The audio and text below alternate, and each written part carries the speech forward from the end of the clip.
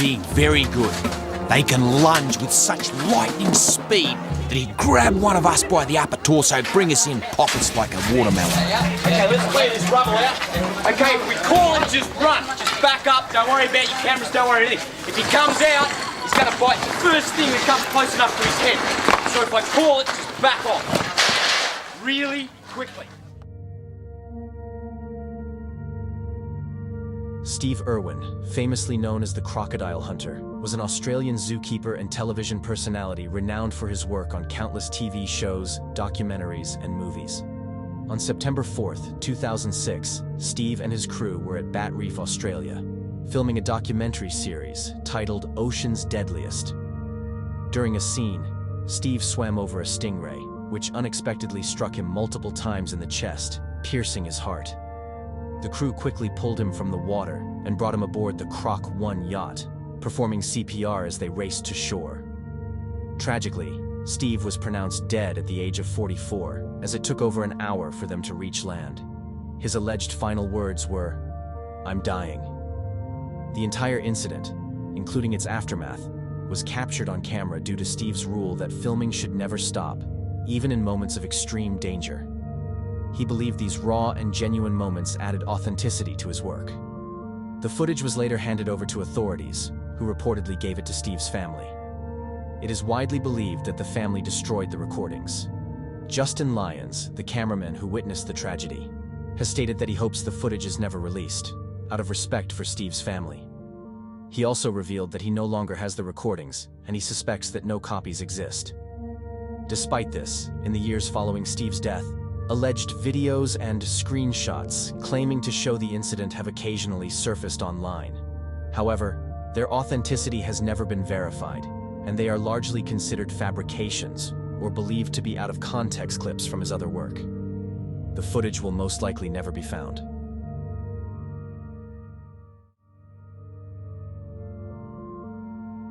Noah's Ark is a 135-minute film based on the famous Bible story of the same name.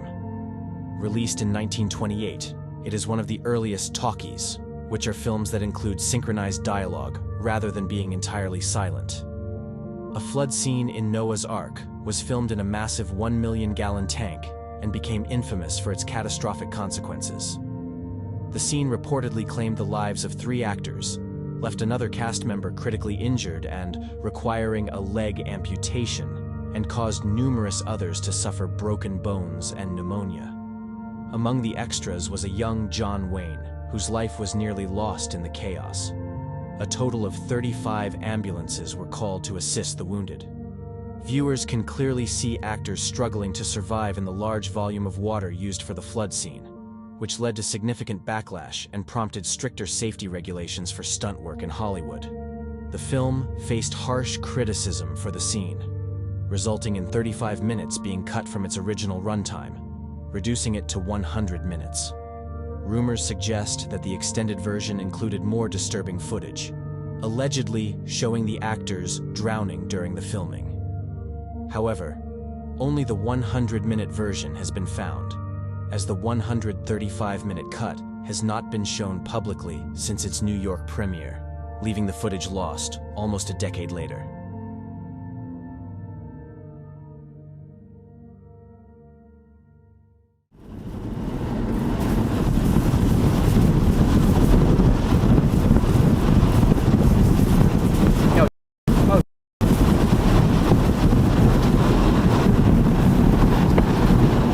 Hold on, brothers.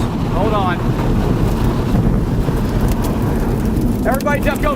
Just keep going if you can. Keep going if you can. Everybody duck down. Everybody duck down.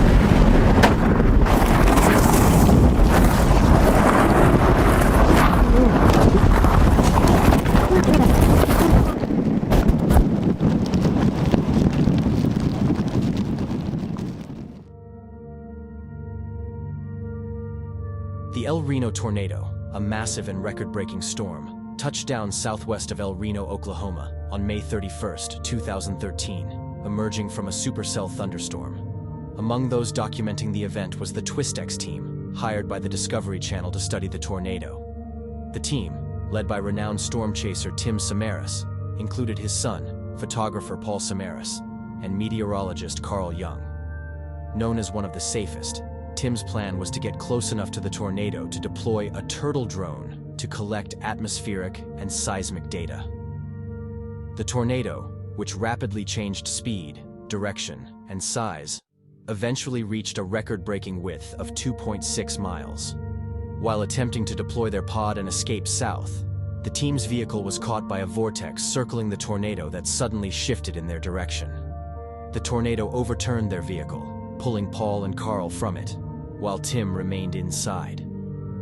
Tim's body was later found in the mangled vehicle, while Paul and Carl were discovered about half a mile away. Searchers also recovered belongings, including a camera used by Carl to record the event. Though the footage has never been released, a close friend of the team, Gabe Garfield, viewed it and described its contents.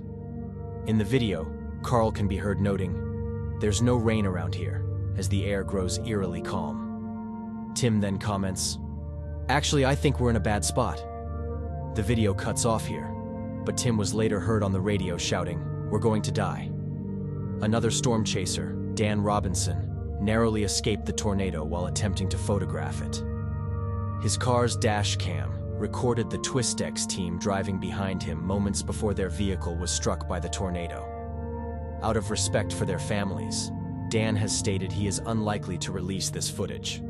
To this day, none of the Twistex team's recordings have been made public.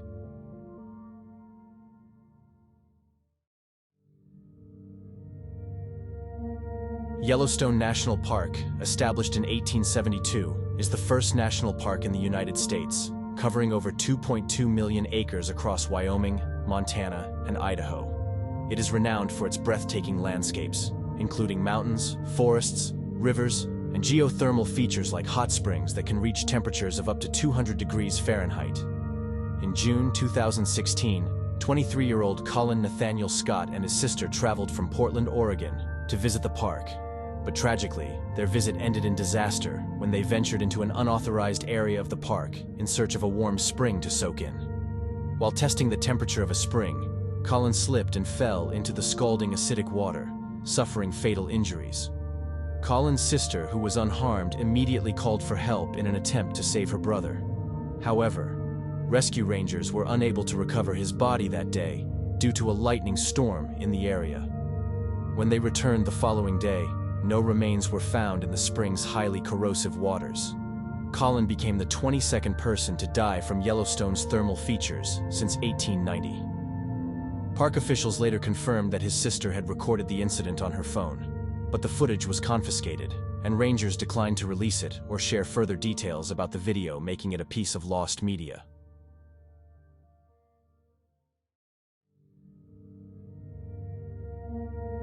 Between 1963 and 1965, Ian Brady and Myra Hindley committed some of the most infamous crimes in British history. Ian, who had a history of petty crime and was accused of animal abuse, claims he denied, became obsessed with Nazism and its atrocities by the early 1960s. Myra, meanwhile, grew up in a violent household with abusive parents, learning to use aggression to resolve conflicts. The two met while working at Millwards, a chemical company, where Myra became infatuated with Ian. By 1962, they were a couple, and Ian began indoctrinating Myra with Nazi ideology, leading her to alter her appearance to resemble Aryan ideals to please him. From 1963 to 1965, the couple murdered 5 children, with 4 of the victims' bodies later discovered buried on Saddleworth Moor. The crimes, dubbed the Moors Murders, shocked the nation. In 1966, the pair were convicted, and Ian went on to become Britain's longest-serving prisoner until his death on May 15, 2017. Authorities have long speculated that 2 briefcases belonging to Ian, stored by his lawyer Robin Macon, may contain documents revealing the location of the 5th victim's body. In 2017, Greater Manchester Police sought a court order to access the briefcases, but the request was denied, as there was no ongoing investigation that could lead to prosecution. In 2021, renewed hope emerged with the introduction of the Police Crime Sentencing and Courts Bill, which includes provisions allowing authorities to obtain information about the location of human remains when the suspect is deceased. This legislation raises the possibility that the contents of Ian's briefcases, and potentially the location of the fifth victim, could one day be uncovered and made public.